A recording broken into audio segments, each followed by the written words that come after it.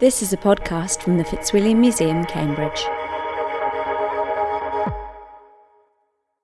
This is a portrait miniature of Susanna Wedgwood, painted by Peter Payou in 1793. I'm Randall Keynes, and my grandmother was Susanna's great-granddaughter. The miniature was passed down in the family to my uncle, and he's given it to the Fitzwilliam Museum for its collection of miniatures. Susanna was the first child of Josiah Wedgwood the potter, and was always his favourite for her liveliness and open affection. She was also the mother of Charles Darwin, the naturalist, but he was unhappy that he couldn't remember her well. The miniature is part of a story that links these two men, the manufacturer and the scientist, in their feelings for her. I can tell it through the miniature and a few other pictures made for members of the family. For wealthy people in England, the 1790s were a time of special interest in small portraits in a range of special forms: cameos, portrait medallions, silhouettes, and miniatures. The portraits were of two main kinds: one-offs of a person known to the person who had the picture, and multiple copies of well-known figures.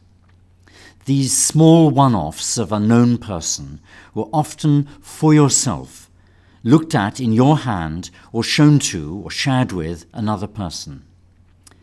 The frame was sometimes ornamented but often simple, and the plain gold band with the ring for Susanna is characteristic with its high value but its simplicity.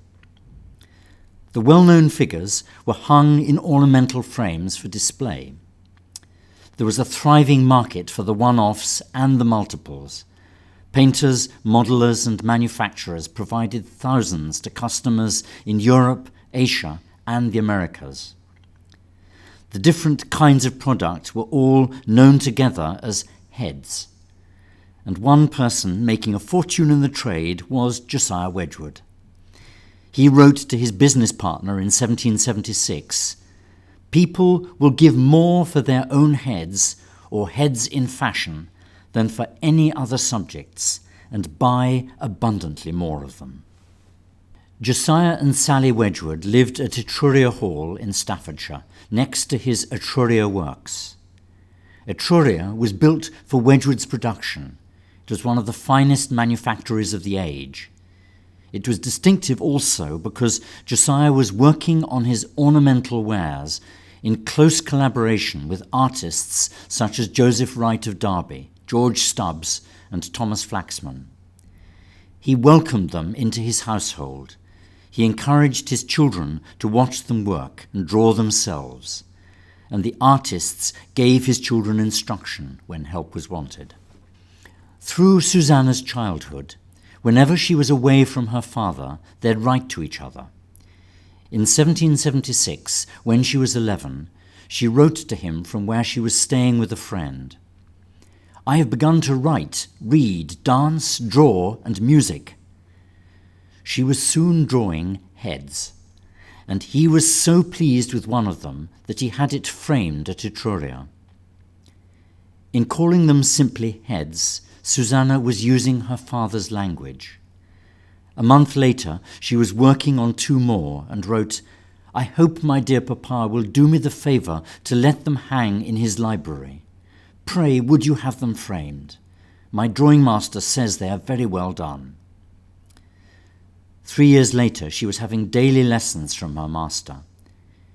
She wrote, "I began a head in red chalk and drew it all but the shading, but as red chalk will not rub out, I was obliged to give it up, and have begun another in pencil." Later that year, George Stubbs came to work with Josiah at Etruria for 4 months to see if they could develop a way of producing enamelled plaques for wealthy buyers, and he helped Josiah's children with their drawing.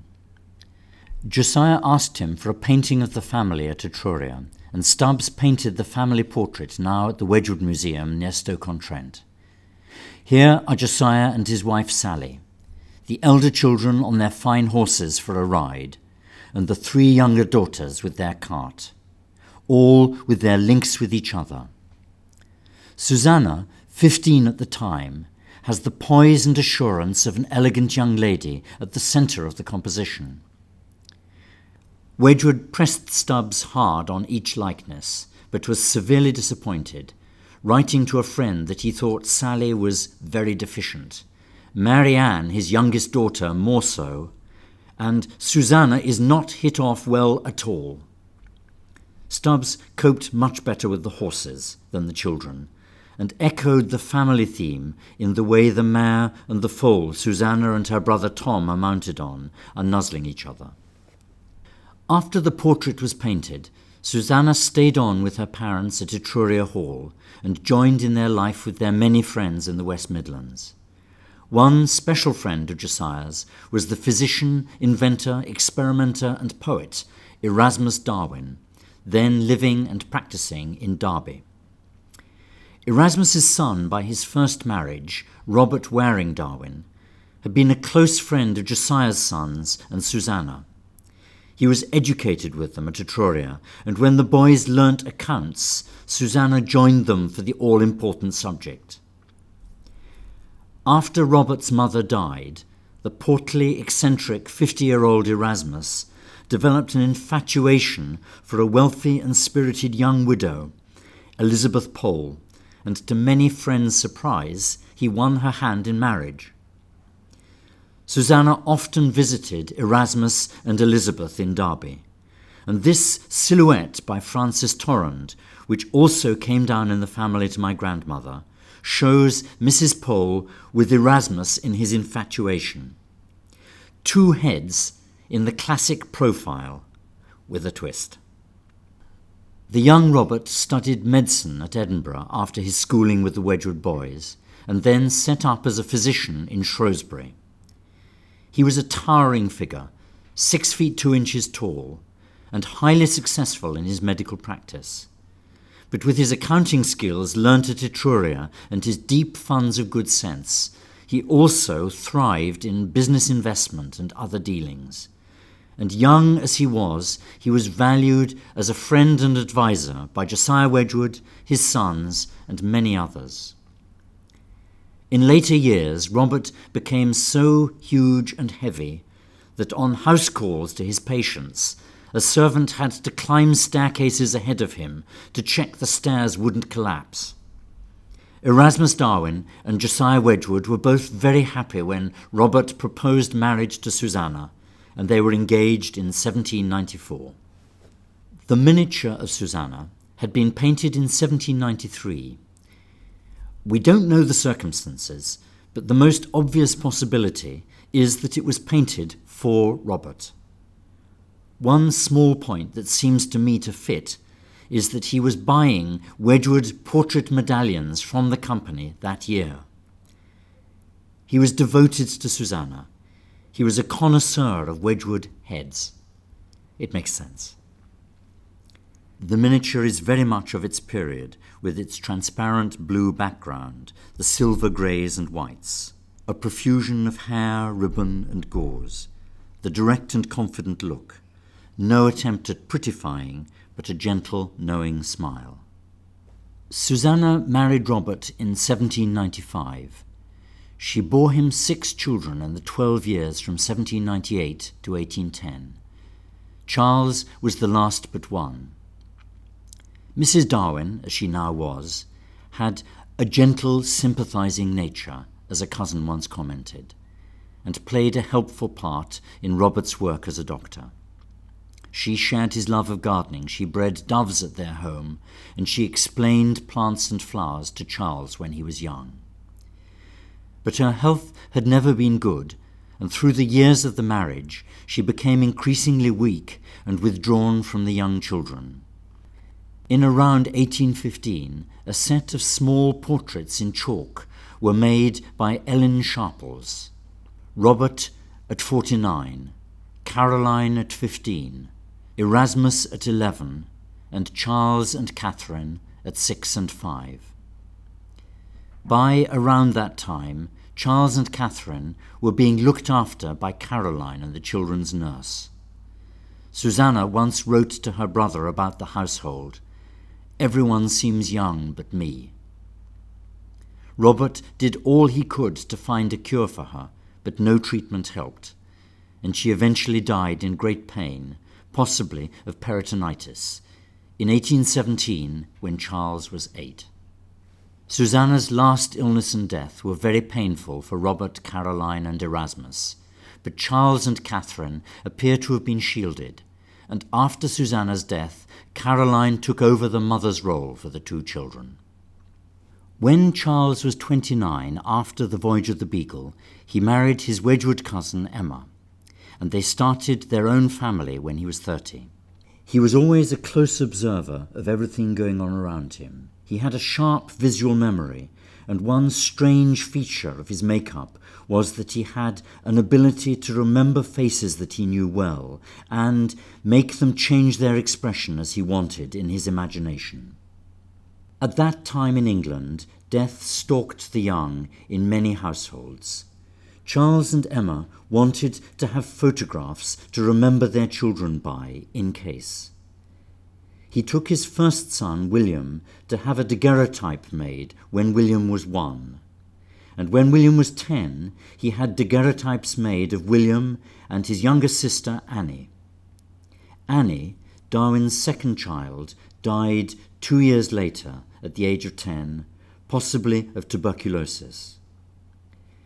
Charles and Emma were devastated, but in the letter he wrote to Emma hours after Annie's death, he wrote, "I am so thankful for the daguerreotype." A week later, he wrote a short sketch of Annie from his recollections to be sure that he could remember vividly in future years. He looked at the daguerreotype and wrote that it was very like her, but fails utterly in expression. He remembered her face in his mind vividly until the end of his life. 25 years later, in 1876, Darwin wrote down what he could recall about the development of his mind through his life. After his mother's death, he wrote, "It is odd that I can remember hardly anything about her, except her deathbed, her black velvet gown, and her curiously constructed work table."